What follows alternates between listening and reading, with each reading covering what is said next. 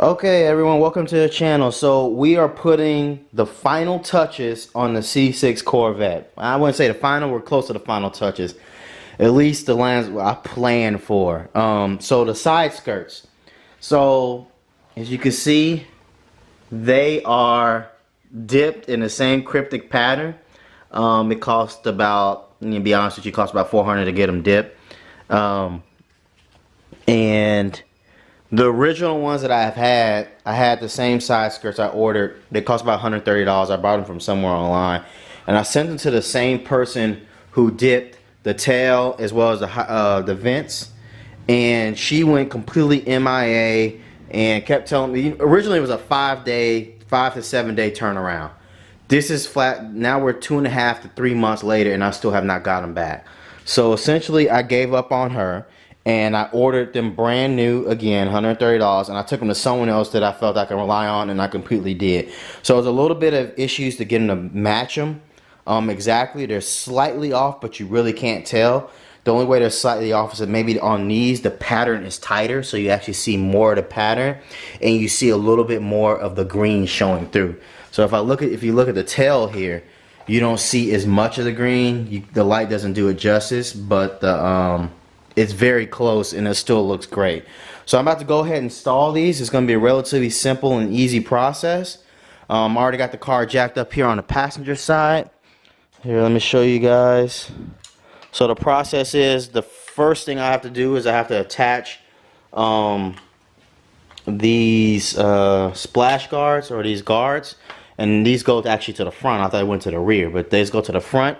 And then after that, as I come up underneath here, I have to drill screw spots, and then do self-tapping screws all the way down, which is about 10 each side, which is relatively easy. It might be a two-person job, but we'll see. But yeah, let's go ahead and get started. Okay, so the first step is there's 5 bolts you want to remove. So this is one, and then up here are another 2. 2, 3, and there should be another one somewhere, but I actually don't see it. Maybe it's this one right here. And then, so that makes 3, 4, and then the 5th one. No, my camera's all over the place. The 5th one is right here in the back wheel well. So what I'm gonna do that is you remove this one first, and then you attach the rear splash guard. Let's see. Attach the rear splash guard at the second the second hole right there, as you can see. Just like that. It's gonna hang down just a little bit. And there's those 2 holes there that's gonna drill into the bottom, the side skirt. So let me go ahead and remove these and get going. Okay, as you can see, I got this on. They said put it on loose. The next thing is to actually take the side skirt and I guess put it up underneath there with the existing bolts that I just removed, screws or bolts, whatever you want to call them, that I just removed, to temporarily hold it in while I start drilling the pilot holes to really make it fasten. So this is actually pretty simple and self-explanatory, so hopefully it keeps going that way. But yeah, let's go ahead and slide this underneath and then see if we can try the side skirt underneath, and see if we can line up the holes and then use existing bolts to, temporarily secure it while I do the rest. It's just for accessorizing? Okay, so I have I drilled two holes and have 2 screws in there.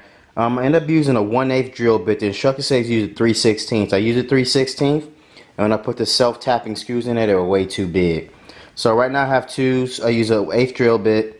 I have 2 screws in there, and I'm gonna go ahead and just go down the line and start putting them in there. Yeah, so let's go ahead and get going. Okay, so I have the side skirt pretty much securely on there. The last part is I had to take the wheel off, and I really didn't want to, is I need to have 2 holes drilled into the actual side skirt from the splash guard, as well as this little guard drilled in as well. So let me go ahead and take care of that. Okay, so we have one side completely on, splash guard and everything, side skirt. So I'm just gonna go ahead and knock out the other side, and we should be calling this a wrap. And of course, I'll have better photos in the light of it completed and all that stuff. But yeah, let's go ahead and knock out the other side. Okay, so yeah, we got the passenger side all complete. I did end up using a rivet right there, and I also have running rivet underneath. So let me show you a quick look at what it looks like underneath, because I didn't do on the other side. As you can see, I have screws, self-tapping screws all the way down for the most part, except for I have a rivet right here. And it goes all the way down. The instructions call for you to, let me see if I can get rid of the glare, for you to be able to connect this or use existing bolts that are right here, that are right underneath here, the existing bolts to go through and drill this in. But I couldn't do it on the driver's side, so I just decided to just drill my own screws, my own holes, and then put them in there. As you can see, it has another one up there, two up here. That's those little dimples are.